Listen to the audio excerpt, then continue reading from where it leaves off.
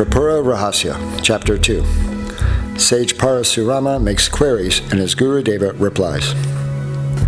On receiving instructions from his Gurudeva, Parasurama bowed and inquired, "O Lord, my spiritual master, knower of all, compassionate one, you know that many years ago I became enraged with the members of the royal family. 21 times I destroyed the ego and killed all the Kshitra kings of the world. It was done for a specific reason. I pleased my ancestors by doing this. My ancestors became happy. Receiving instructions from my ancestors, I became calm. During those days, Rama, the incarnation of Vishnu, was at Ayodhya. In my pride, I created a serious conflict with him. The Lord Rama defeated me. He was kind-hearted and a great devotee of the Brahmins. Therefore, he spared my life.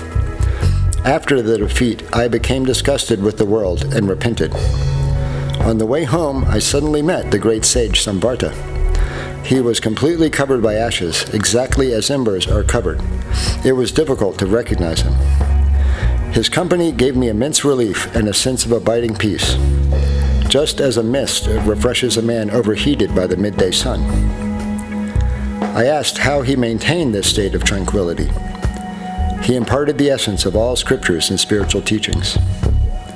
But just as a beggar has no capacity to receive the immense treasures of the goddess Lakshmi, I similarly could not assimilate the knowledge he imparted to me.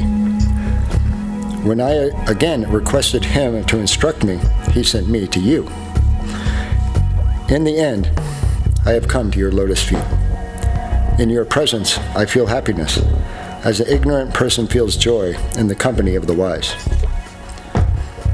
Though I did not grasp what the seer Samvarta told me, I listened as you described the glory of Tripura. This enabled me to develop faith and devotion in her worship.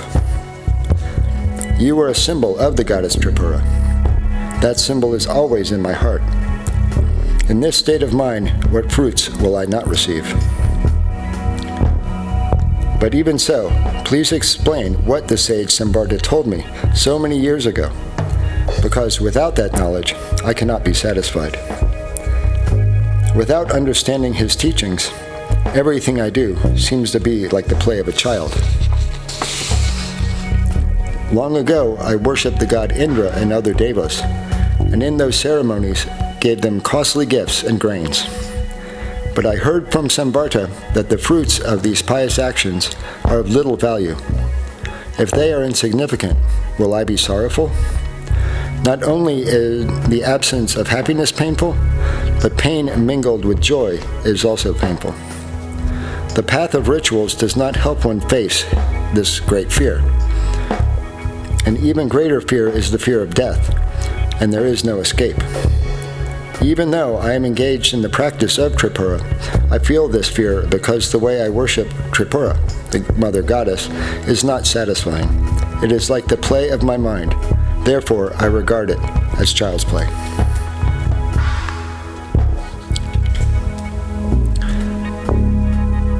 The way you instructed me to worship the goddess is contradictory to other scriptures. The way rituals are performed differ from one another. Apart from that, rituals differ according to the deity through which one worships. And there are various ways of worship.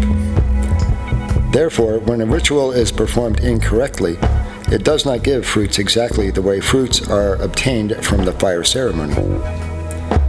If the entire ritual is false, then how can it lead to the truth? Furthermore, these rituals are never ending. But I observed that the revered sage Samvarta was fully tranquil and completely free from the desire for self-gratification. He seemed to be completely free in a state of bliss. He followed the path of fearlessness. He looked like an elephant sitting quietly in a forest pool in the midst of a conflagration. How did he attain that state which he talked about to me? Please, Gurudeva, tell me this secret. I am burdened by worldly obligations and responsibility. Please rescue me. Saying thus, Parasurama placed his head at his master's feet to express his gratitude and respect. The sage Dattatreya recognized his student's inspired state and realized he was at least prepared to understand the path of enlightenment. The compassionate sage Dattatreya responded, "My son, your mind is fully purified. Attaining such a high state is like a drowning man who encounters a boat. By performing sadhana and having devotion, great people attain a highly auspicious state.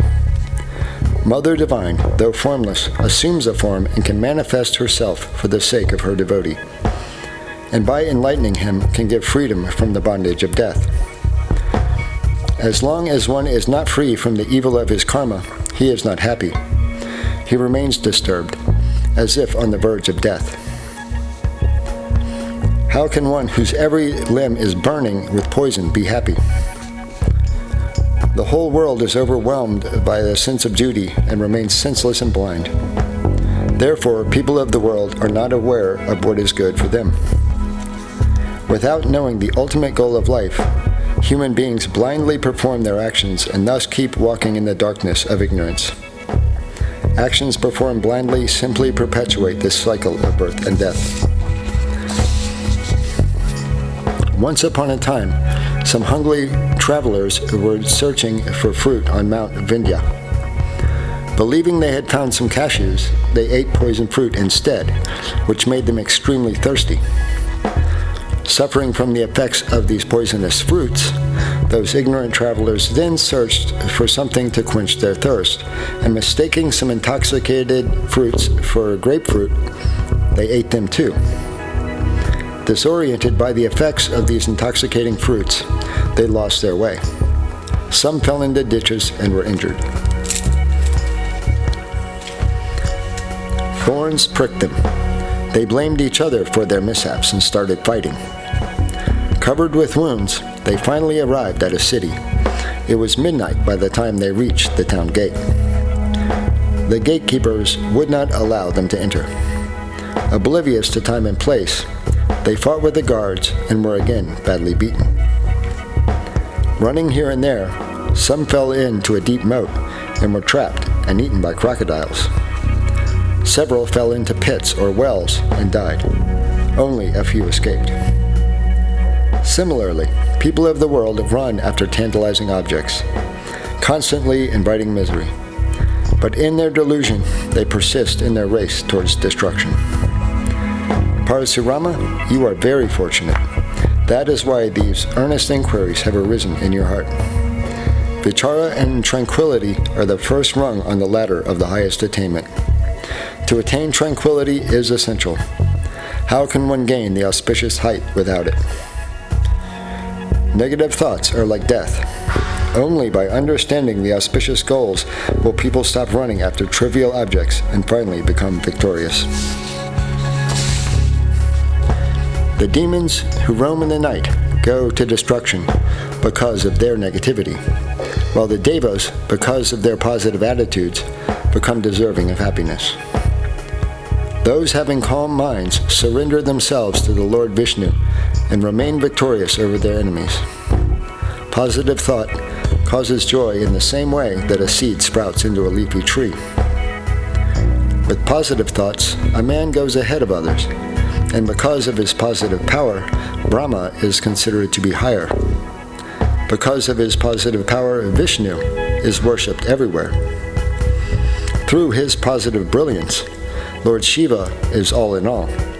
Though Rama, prince among men, was deceived by Marika and suffered heavily, later, by using the strength of his positivity, he created a bridge across the ocean and conquered Lanka, the city of demons.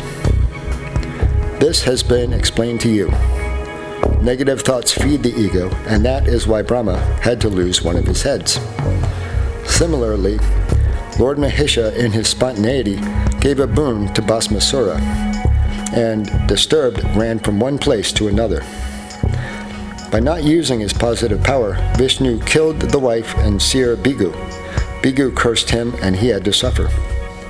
Similarly, many demons, devas, and human beings, under the influence of negativity, had to face problems. O Parasurama, blessed are those who maintain tranquility of mind in all situations. Those revered ones should be adored.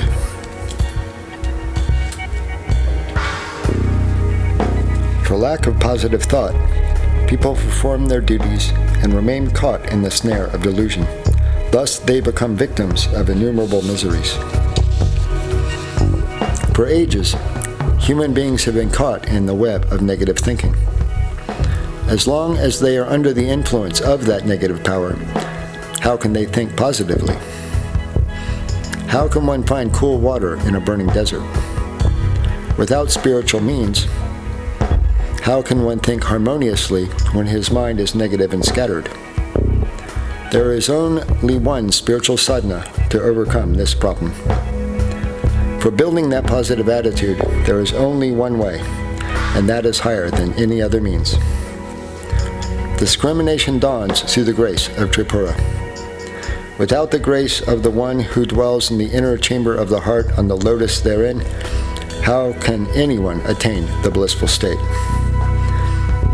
The light of consciousness will dispel the darkness of ignorance, and the means to attain it is devotion with firm faith. The Great Mother Divine is the subject of worship when, by her grace, she is seen as the self-illumined one in the depths of the heart. The Supreme Goddess is identical with one's own self, the knower of all, the most resplendent pure consciousness, and the embodiment of auspiciousness. After being initiated by a realized teacher, one should follow the path sincerely and systematically. On the path of spirituality, devotion, and faith are essential. O Parasurama, I have already taught you the rare scripture on the grace of Tripura, which is the root of this knowledge. By hearing her extolled, you attained her grace, the root of all goodness. Therefore, you will have no fear at all in the world. As long as positive thinking does not arise, a person remains fearful in daily life. Even after the cause of fear is removed, some degree of fear still persists, just as a person recovering from a serious hallucinatory disease still suffers from weakness. However, the purpose of life is accomplished when one develops the capacity to discriminate and is always aware of his spiritual goal. If, after achieving human birth, one fails to cultivate positive thinking, the tree of human life does not bear fruit, just as a barren woman does not give birth to a child. Success is attained by positivity. Those who are devoid of positive thought are narrow in their thinking, like frogs in a well. A frog born in a well lives without knowing the difference between day and night. Similarly, a human being without a positive attitude takes birth uselessly. He is not aware of what is beneficial or harmful for him. He goes through the round of births and deaths again and again without trying to discover what is truly beneficial. Under the influence of ignorance, he mistakes pain for pleasure and pleasure for pain. Thus, he is continually burned by the flames of worldly desires. People suffer, but never seek an end to suffering. A female donkey kicks the male again and again, yet he still follows her. Similarly, people lead their lives in the world. Thus, O Parasurama, people do not renounce the world. You are endowed with pure intellect, and you have crossed the ocean of delusion. Here ends Chapter 2 with the dialogue between the great adept Sri Dattatreya and his sage Parasurama.